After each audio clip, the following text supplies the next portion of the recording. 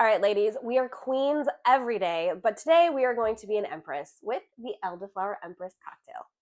To start off with this cocktail, you're going to want to use 0.75 ounces of egg white, or you can crack your own egg. I'm not cracking it for you, and I'm not cracking my own.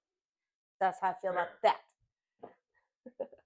Then half an ounce of fresh squeezed lemon juice, half an ounce of dry vermouth, twitch my husband, I can hear him going, ew. Half an ounce of orange liqueur, 0.25 ounces of simple syrup. I hate this bottle so much. Such a pain in the tush. And then 2 ounces of Elderflower Rose Gin. What? Is it sad that my kid calls me money? I don't have any of that, but you know. All right.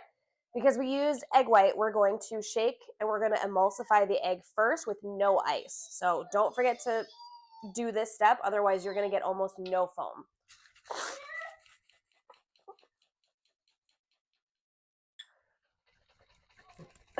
Foam it up. Foam it up.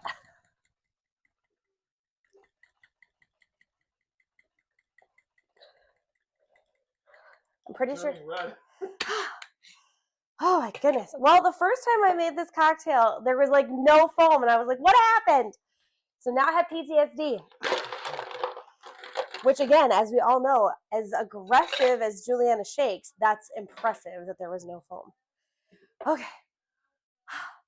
Now that we've emulsified our egg, we're going to add ice to the smaller of the 2 shaker tins, because remember, these are always measuring vessels. We've added our ice. Now we're going to chill down the cocktail. So you don't have to shake quite as long with this one, just get it nice and cold.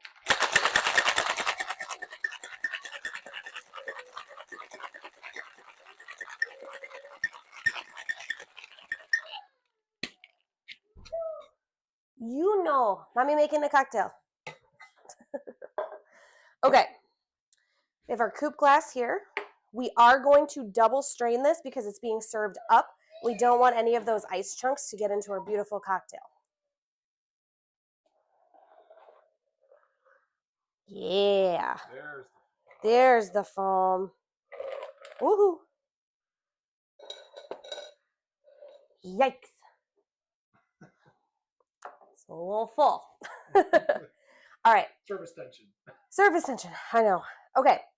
So for this one, I do recommend for a garnish just like a nice little edible flower. Don't have those, so we're going to improvise. So I've got some bitters here, and I'm just going to make a design right in the foam. So this you're going to do very slowly, just a little bit of a dribble. Oop. Just like so. And then you're going to take a skewer, a toothpick, something along those lines. And ooh, there's a thing on there. Get off. Shoo. You're going to just drag right through your bitters to make a nice little heart design. I'll turn it for you to see. Look at how pretty she be. Oh, gorgeous. Gorgeous. And even look at the pink color. All right. As always, I'm going to taste the cocktail. I'm going to give you my honest opinion and my rating. So 1 is I would drink the cocktail, probably move on to the next. 5, I could drink it all night, hate myself in the morning. So let's see what this one is without spilling.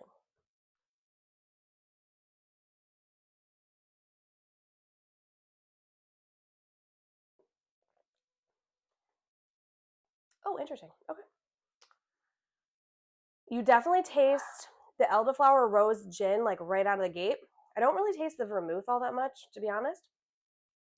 It's not super flavorful. It's definitely a lighter cocktail on the flavor profile, but it's very easy to drink. Gives me a lot of like springy vibes. It's definitely not in your face with the flavor. For me, I'd probably have to go, I think I'm going to go with a 3 out of 5 on this one. It's a solid cocktail. It's not one that I think I would want to drink all night, just because the flavor isn't quite there. Not overly sweet, definitely has a dryness to it. So if you like a little bit drier of a cocktail, this would be right up your alley. But yeah, we're going to go with a 3 out of 5. Don't forget, ingredients listed down below. That way you can make this cocktail at home and let me know what you think of it. As always, please like, comment, and subscribe. And I cannot wait to see you guys at the next pour. Cheers.